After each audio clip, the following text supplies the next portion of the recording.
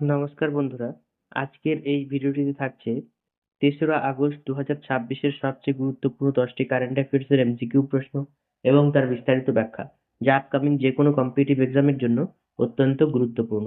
তাহলে চলো আজকের যে নতুন প্রশ্নগুলো রয়েছে সেটা নিয়ে আলোচনা করা যাক। দেখো, প্রথম প্রশ্ন কি বলেছে? বিশ্ব রেঞ্জার দিবস বা ওয়ার্ল্ড রেঞ্জার ডে কবে পালন করা হয়? অপশন এ ৩১শে জুলাই, অপশন বি ৩০শে July, option C 1 August, option D ২৯শে জুলাই। তাহলে উত্তর কি হচ্ছে? এর উত্তর হচ্ছে ৩১শে জুলাই।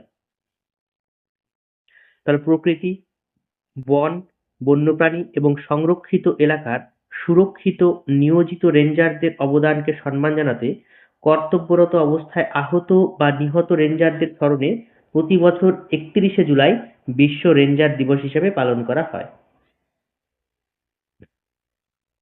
জুন ২০২৬-এ ভারতের শিল্প উৎপাদন সূচকে বা আইআইপিতে কত শতাংশ বৃদ্ধি পেয়েছে? Option A 6.8%, option B 7.3%, option C 8.1%, option D 5.9%। তাহলে উত্তর কি হচ্ছে? এর উত্তর হচ্ছে 7.3%। তো ২০২৬ সালে জুন মাসে ভারতের ইন্ডাস্ট্রিয়াল প্রোডাকশন ইন্ডেক্স বা আইআইপিতে 7.3% প্রবৃদ্ধি রেকর্ড করা হয়েছে। উৎপাদন, খনন, বিদ্যুৎ খাতে উন্নতির ফলে এই বৃদ্ধি অর্জিত হয়েছে।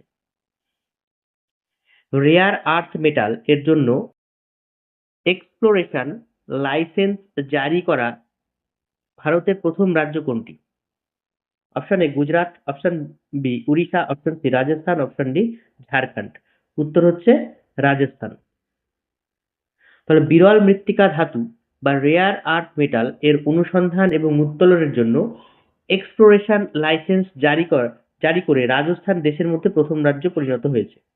নবায়নযোগ্য শক্তি, ইলেকট্রনিক্স, প্রতিরক্ষা শিল্পে এই ধাতুগুলোর বিশেষ গুরুত্ব রয়েছে। দেখো, নাগুলখাম জ্যাথম গাগটে কোন দেশে ভারতের পরবর্তী রাষ্ট্রদূত হিসেবে নিযুক্ত হয়েছে? Brazil, Argentina, Chile, Mexico. উত্তর হচ্ছে অপশন ডি মেক্সিকো। তাহলে ভারতীয় বিদেশ সেবা এর কর্মকর্তা নাগুলখাম জ্যাথম গাংটে কে মেক্সিকোতে ভারতের নতুন রাষ্ট্রদূত হিসেবে নিযুক্ত করা হয়েছে। মেক্সিকো লাতিন আমেরিকায় ভারতের অন্যতম গুরুত্বপূর্ণ কৌশলগত অংশীদার। সম্প্রতি আন্তর্জাতিক ক্রিকেটের সব ফরম্যাট থেকে অবসর ঘোষণা করেছে কে? অজিঙ্ক্য রাহানে, রবিচন্দ্রন অশ্বিনী, চেতেশ্বর পূজারা, শিখর ধাওয়ান। উত্তর হচ্ছে অপশন এ অজিঙ্ক্য রাহানে। তাহলে ভারতের অভিজ্ঞ ব্যাটসম্যান অজিঙ্ক্য রাহানে আন্তর্জাতিক ক্রিকেটের সব ফরম্যাট থেকে অবসর ঘোষণা করেছে। তিনি ভারতের হয়ে টেস্ট, একদিনের এবং টি-টোয়েন্টি ক্রিকেটে গুরুত্বপূর্ণ অবদান রেখেছেন এবং একসময় ভারতীয় টেস্ট দলের অধিনায়কত্ব করেছেন তিনি। দানবীর উদ্যোগ কোন মন্ত্রক শুরু করেছে? গ্রামীণ উন্নয়ন মন্ত্রক, পঞ্চায়েত রাজ মন্ত্রক, কৃষি মন্ত্রক, সামাজিক ন্যায় বিচার মন্ত্রক। উত্তর হচ্ছে পঞ্চায়েত রাজ মন্ত্রক। তাহলে গ্রামীণ পঞ্চায়েতগুলিকে আরো শক্তিশালী এবং স্বনির্ভর করে তুলতে পঞ্চায়েত রাজ মন্ত্রক দানবীর উদ্যোগ চালু করেছে। এই উদ্যোগের মাধ্যমে ব্যক্তি, সংস্থা এবং সমাজের বিভিন্ন অংশকে পঞ্চায়েতের উন্নয়নে স্বেচ্ছাসেবী সহায়তা এবং সম্পদ প্রদানে উৎসাহিত করা হবে। RKVY এর দ্বিতীয় কিস্তি পাওয়ার জন্য যোগ্য বিবেচিত হওয়া প্রথম ভারতীয় রাজ্য কোনটি? Option A Gujarat, option B Karnataka, option C Maharashtra, option D Tamil Nadu. উত্তর হচ্ছে মহারাষ্ট্র। তাহলে রাষ্ট্রীয় কৃষি বিকাশ যোজনা বা RKVY এর আওতায় বরাদ্দ অর্থের যথাযথ ব্যবহার, প্রয়োজনীয় তথ্য সময়মতো জমা দেওয়ার ফলে মহারাষ্ট্র দ্বিতীয় কিস্তি পাওয়ার জন্য যোগ্য বিবেচিত হওয়া প্রথম রাজ্য হয়েছে।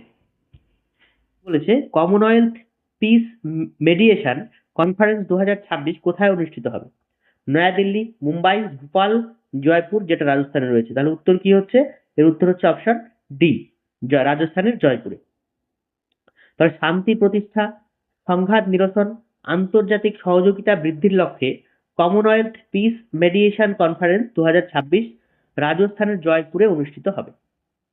দেখো যে IFFM 2026-এ আর্টিস্ট অফ ডিস্টিংশন পুরস্কারে কাকে সম্মানিত করা হবে? পঙ্কজ ত্রিপাঠী, রাজকুমার রাও, মনোজ বাজপেয়ী। Option D Ayushmann Khurrana. উত্তর হচ্ছে অপশন এ পঙ্কজ ত্রিপাঠী।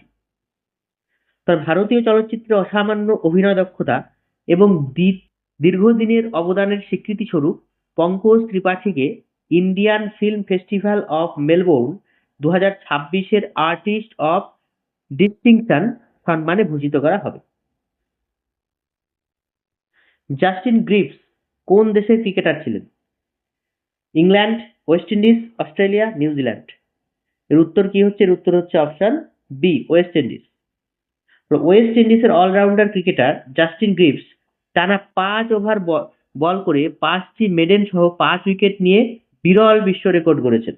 এই কৃতিত্ব আন্তর্জাতিক ক্রিকেটে অত্যন্ত বিরল। LIC এর নতুন CFO চিফ ফাইন্যান্সিয়াল অফিসার হিসেবে কাকে নিযুক্ত করা হয়েছে?